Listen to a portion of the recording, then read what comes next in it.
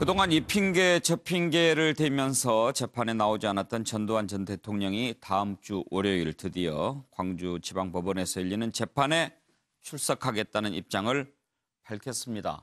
부인 이순자 씨도 같이 온다고 그러는데요. 과연 무슨 말을 할지, 이번에 또 나가겠다고 하는 의도는 뭔지 사뭇 궁금합니다. 그동안 알츠하이머에 걸려서 독감에 걸려서 신경쇠약 여러 가지 이유를 대면서 출석하지 않았죠. 급기야 구인장 발부 얘기까지 나오니까 11일 광주 재판에는 출석하겠다라는 입장을 밝혔습니다.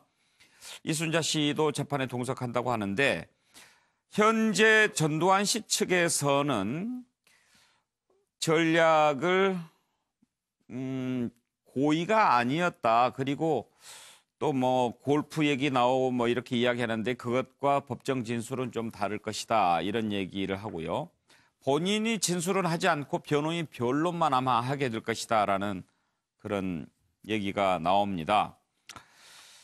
정의당에서는 골프 완기왕, 광주 재판정에서는 그것 잊지 말고 5.18 속죄하라 이런 성명을 냈는데요. 관련된 내용을 한번 들어보겠습니다.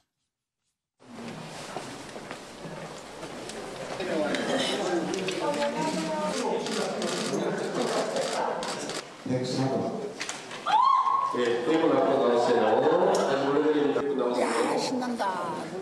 네, 다시 안내드리겠습니다. 저는 이제 그 당사자로서 아는데 5.18 명예가 떨어지잖아요. 참여해서 전두환이가 진실을 밝히고 처벌받는 것이 받아야 된다.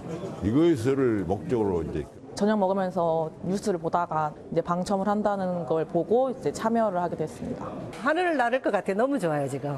너무 기대를 안 했었는데 사실 돼가지고 너무 행복합니다. 지금이라도 와서 늦었지만 용서를 구했으면 좋겠어요. 본인이 그렇게 떳떳하다면 광주 재판에 서서 정말로 제대로 재판을 받아야 되지 않겠습니까? 그래도 무서운지 그렇게 자꾸 핑계를 대가면서 재판석에 서지 않으려고 해왔는데 이번에는 이제 재판석에 선다 하니 일단 5.18 진상 규명을 위해서 참으로 역사적인 일인 거고 기다리고 있겠습니다.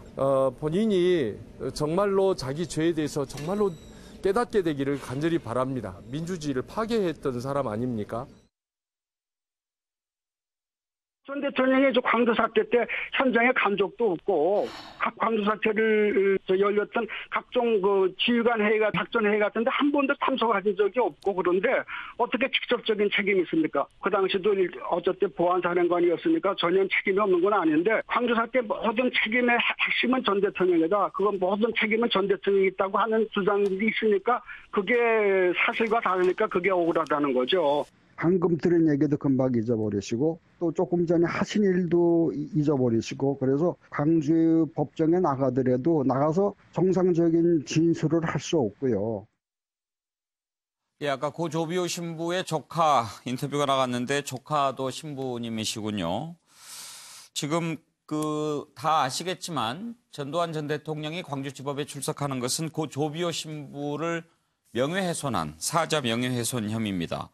그 회고록에 성직자라는 말이 무색한 파렴치한 거짓말쟁이다 이렇게 주장을 했었는데 자 박원석 의원 이번에는 나가겠다라고 했는데 어차피 구인장 발부되기 전에 끌려 나오는 것보다는 나오겠다 이렇게 하는 거죠? 그렇죠. 뭐 그런 판단이 있을 거라고 보고요. 그러니까 전두환 씨가 재판을 처음 받는 게 아닙니다. 이 5.18과 관련해서 과거에도 받았는데 광주에서는 처음 받는 겁니다. 그런 점에서 굉장히 의미가 있는 그런 재판인데 지금 39년이 흘렀는데도 여전히 자신의 책임을 부인하고 부정하고 더 나아가서는 뭐 민주주의의 아버지다 이런 망언에 가까운 얘기까지 하고 있어서 대단히 안타깝고 지금 뭐 알츠하이머에 걸려서 이게 뭐 방금 전에 한 말도 행동도 기억을 못한다고는 하는데 그렇지 않다는 또 증언도 많이 있어요. 골프장에서 봤는데 암기도 굉장히 잘하더라. 그래서 저는 이게 최근에 이제 5.18 망언이 자유한국당 전당대회 전후로 해서 나오면서 이게 또다시 우리 국민들 사이에 이제 쟁점이 되고 여러 가지 논란이 있는데요. 결자 해지 차원에서 더 늦기 전에 전두환 씨가 이 5.18 당시에 그 사건의 책임을 인정하고 참여하고 속죄하는 그런 모습을 보였으면 좋겠습니다. 예. 현근택 부대변인 오늘 방청권 추첨까지 하는 것 보니까 이제 얼마나 광주 시민들이 여기에 대한 관심이 높은가 하는 걸 알 수 있겠는데, 네. 뭐 광주 시민들 현명하니까 법정에서 뭐 이렇게 막 크게 난동 부리거나 뭐 소란 피우거나 그러지는 않을 거예요.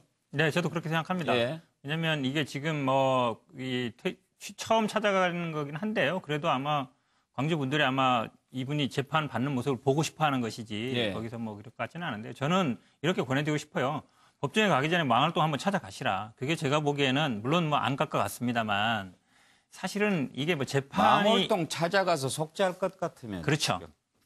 그럴 뿐이면 이제 재판에 미리 나왔겠을 텐데 그래도 예. 저는 어쨌든 찾아가는 게 맞다. 이게 예. 이제 재판이 지금 뭐 경중을 떠나서 이 재판이라는 건 물론 아주 뭐 저기는 아닙니다만 많은 분들이 원하는 게 그겁니다. 그래야만이 역사적인 화해가 이루어지고 광주 분들도 어느 정도 이 심리적으로나 아니면 정서적으로나 정치적으로 용서가 되는 거기 때문에 사실은 뭐 얼마나 사실지 모르겠지만 저는 그 아까 지금 박원석 의원 말씀처럼 결자해지 차원에서 풀어야 된다고 봅니다. 풀 사람은 제가 보기에 딱 한 명밖에 없습니다. 자신이 저질렀던 과거까지 다 잊어버리지 않을까 모르겠네요. 정태근 의원. 저는 법정에서는 여전히 이제 자신이 이제 자신한테 죄가 귀책되지 않기 위해 가지고 저희들이 보기에는 말도 안 되는 행동들을 또 하실 거라고 봐요. 근데 지금 앞에서 두 분이 말씀하셨습니다만 이분이 이제 79년 12.12 사태부터 시작해서 80년 5.18 그리고 87년 6월까지 이 과정에서 정말 많은 사람들이 희생당하고 고통을 당했잖아요. 그중에서도 정말 이 80년 5월의 이 문제는 너무도 저희한테 충격 그리고 여전히 그 상처가 많이 남아있는 부분들이고요. 그래서 저는 법정에서까지는 기대를 하지 않아도 적어도 지금 그날 서울에서부터 지금 차를 타고 내려간다는 거 아니겠어요? 그래서 정말 좀 그 사죄의 입장을 좀 밝히고 내려갔으면 좋지 않겠는가 이런 생각입니다. 최경철 의원은 전두환 씨가 어떤 얘기를 할 것 같습니까? 이분이 그 대공고 출신이어서 대공고 출신 사람들한테 들어보면 예. 운동광이고 예. 운동에 굉장히 능하다고 그러던데. 골키퍼도 하고 그랬죠. 예, 그래서 육사 출신이기 때문에 이 전두환 전 대통령 육사 그 축구부에 골키퍼를 했다고 예. 하고 골을 아주 잘 막았답니다. 예. 그 아주 키가 크진 않은데도 골을 잘 막은 걸 보면 운동신경이 아주 뛰어난 것 같은데 이번에 광주 가서는 골을 막으려고 하지 말고 자기가 한 골 먹어줘야 되지 않을까. 자기의 잘못을 시인하고 결국에는 그 다른 분에 대해 명예훼손을 한 부분을 솔직히 시인하고 사과한다면 재판부도 법에도 눈물이 있으니 이 그 나이 드신 전직 대통령에게 어떤 그 길을 하나 열어주시지 않을까. 마지막 명예를 지킬 수 있는 저는 그런 생각을 가집니다. 그러니까 이번에 가서 자꾸 골 지키려고 하시지 마시고 이번에는 정말 골 크게 한번 먹을 생각하고 그 자신의 그 양심 있는 말씀을 하시기를 기대하겠습니다. 윤기찬 대변인. 일단 재판이기 때문에요. 예. 언론에 따르면 아마 담당 변호사가 일단 사건 공소 사실을 부인하는 것 같아요. 법리적으로. 네. 그러니까 피고인 본인이 얘기할 기회는 없을 것 같고 또 방청객들이 계시기 때문에 피고인 본인의 그 말을 통해서가 아닌 아마 변호사가 공소사실 부인한다 이런 취지로 얘기를 하고 예. 그 취지에 대한 재판부의 질문에 대해서 간단히 답을 하고 예. 아마 그 증거인부 그다음에 다음 기회를 잡는 걸로 그렇게 갈 걸로 생각합니다. 법원에 출석해서 이렇게 재판장이 물어볼 때 피고인이 얘기 안 하고 그 답변을 다 변호인이 대신할 수도 있습니까? 첫 재판 사실상 첫 재판이라요. 그 인정신문 본인이 맞다는 인정신문 주소 주민번호 예. 이 정도만 대답을 하고 예. 나머지 공소사실 인부에 대해서는 변호인한테 일단 묻습니다. 그래서 변호인이 얘기를 하면 지금 변호인이 하는 말을 들었습니까? 같은 입장입니까? 그럼 네라고만 하거든요. 보통. 네. 그래서 입장을 이 사건에 대한 구체적인 입장을 들을 수 있는 기회는 아닌 것 같고요. 이번에는 아마 좀 재판이 진행돼야 될 것 같습니다. 그렇군요. 부인할 경우에. 예. 그러면은 이번에 첫 재판이면 앞으로 또 계속 재판이 열리게 될 텐데 그때마다 광주로 와야 됩니까? 그러니까 만약에 부인해서 내일 결심을 하지 않는다면 계속 나와야 됩니다. 예. 이제 증인 신문 내지 증거조사 절차가 진행되기 때문에 그때마다 출석을 해야 됩니다. 재판 중에 재판 장소를 바꿔달라고 요청할 수도 있습니까? 지나온 경과를 비춰볼 때 요청은 또 할 수는 있는데 받아들여지기는 어렵다고 생각을 합니다. 예. 차주영 교수께서는 어떤 전략으로 재판에 임할 것 같습니까? 저는 뭐 그 95년도 골목 성명을 예. 발표하던 그 방식대로 지금 오가고 있는 것이 아닐까라는 생각입니다. 제가 판례를 뭐라고 썼냐면 예.